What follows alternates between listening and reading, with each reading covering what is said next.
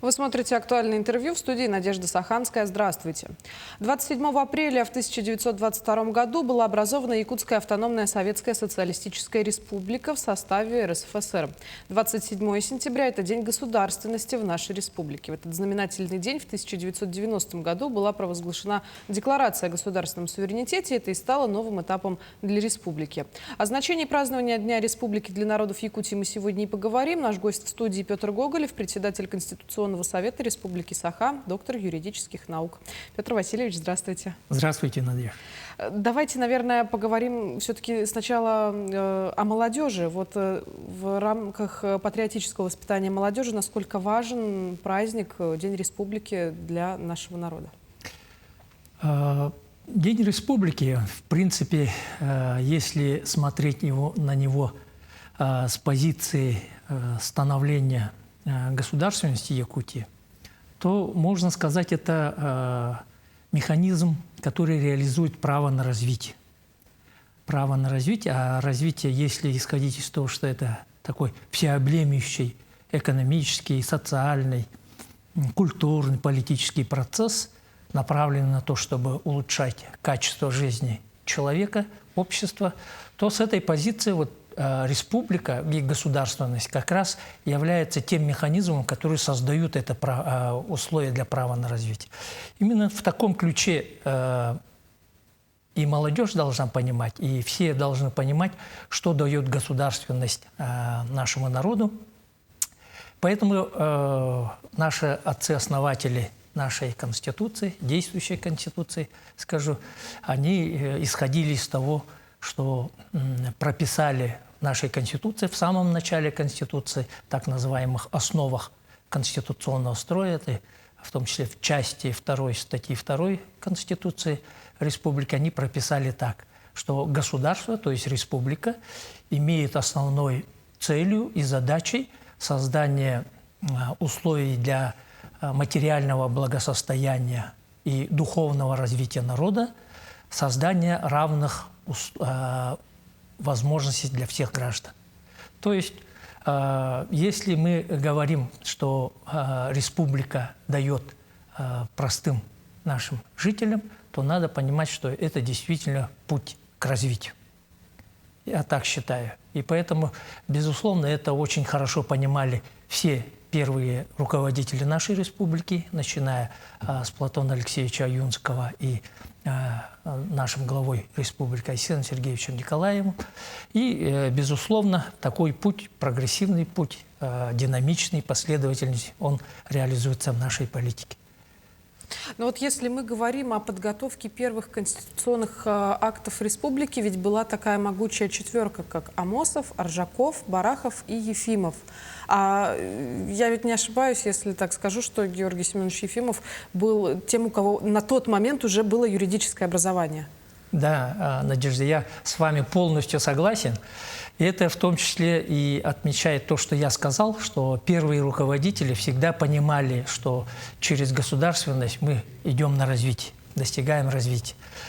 Что касается того, кого вы упомянули, Ефимов Георгий Семенович, он действительно юрист. И надо сказать, что когда мы видим, что, например, в первой Конституции стоят подписи Аюнского и Габышева, это еще не говорит о том, что именно они были конкретно, кто писал тексты этой Конституции.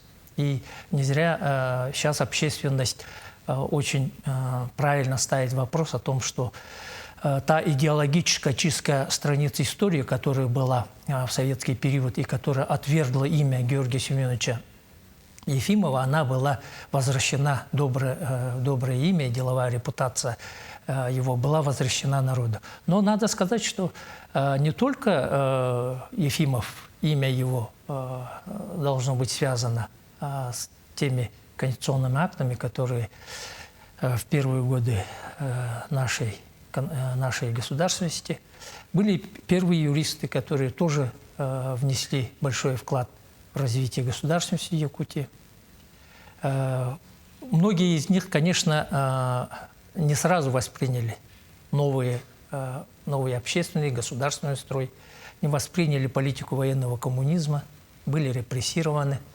Но это и понятно, поскольку среди них в основном это выпускники Императорского Московского университета, выпускники Императорского Санкт-Петербургского университета, Томского университета, среди которых, конечно, когда они учились, среди профессуры основная идеология, которой руководствовались эти профессора, это была, конечно, конституционная демократия. Это так называемая политическая платформа кадетов. Да? Вот поэтому они именно стояли на этих основах, и понятно, что они не восприняли тот строй, который был предложен при строительстве государства Советов. А вот в наши дни какую роль играет Конституционный совет в современном государственном строе? Благодаря тому, что в свое время первые руководители республики, уже обновленного РСФСР тогда, это уже постсоветская Якутия, современная нам Якутия, наши коллеги, ну, можно сказать, перед тем, как Конституционный совет создался, помните, Конституционный суд республики был, в составе которой были самые выдающиеся юристы нашей республики. Мы переняли их традиции, хотя мы не являемся судебным органом, но надо сказать, что сегодня Конституционный совет тоже вносит свой вклад в строительство нашей государственности, укрепление его. Я приведу недавний пример, можно сказать, да? Вот в прошлом году, во второй половине года, прокурор республики обратился к нам, Конституционный совет, в целях преодоления неопределенности, которая связана с таким понятием, как территориальная целостность Республики Саха-Якутия. А территория – это самый важнейший элемент государственности.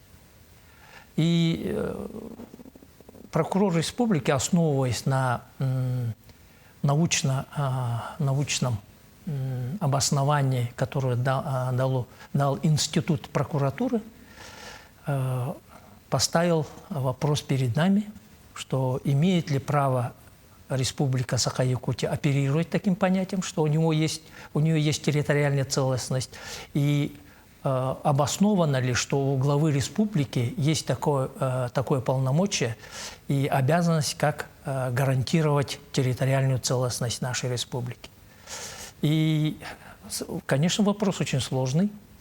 Мы не только сами этот вопрос рассматривали, обратились к ведущим научным центрам, таким как Уральский государственный юридический университет имени Вениамина Федоровича Яковлева, Байкальский госуниверситет, Северо-Восточный федеральный университет имени Максима Кировича Амосова. Наши коллеги дали свои заключения.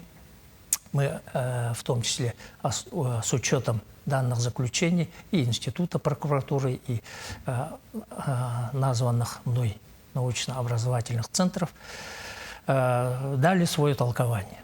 Толкование исходит из того, что, во-первых, территориальная целостность означает сегодня это определенность границ, то есть определенность территории Республики Саха-Якутия как неотъемлемой части Российской Федерации, это раз. Второе – это недопустимость самовольного или произвольного изменения границ территории Республики Саха-Якутия.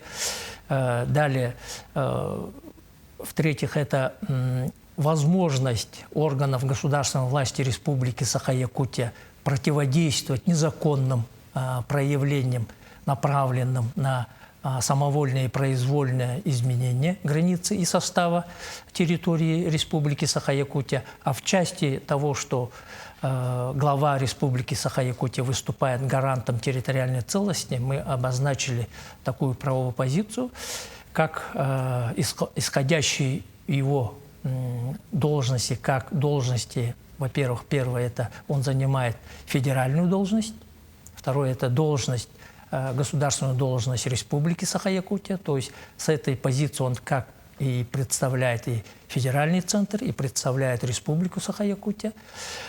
У него есть полномочия по координации деятельности федеральных органов государственной власти на территории Республики Саха-Якутия. Иные полномочия, которые он должен использовать для того, чтобы обеспечить определенность территории Республики Саха-Якутия и противодействовать незаконному воздействию на этот важнейший элемент государственности. Надо сказать, что наше заключение, оно доктринального характера. И среди научной общественности Российской Федерации очень положительный отклик получило. Сейчас российская научная общественность обсуждает его, мы получаем отклики на это. Я так понимаю, что отдельные ученые, которые занимаются федеративным строительством, вопросами территориальной организации власти, сегодня как раз вот изучают наши подходы, наши правовые позиции в этой части. И я уверен, что наши правовые позиции в будущем еще много послужат защите нашей государственности Республики Саха-Якутия. Это один из примеров, который я хотел бы привести.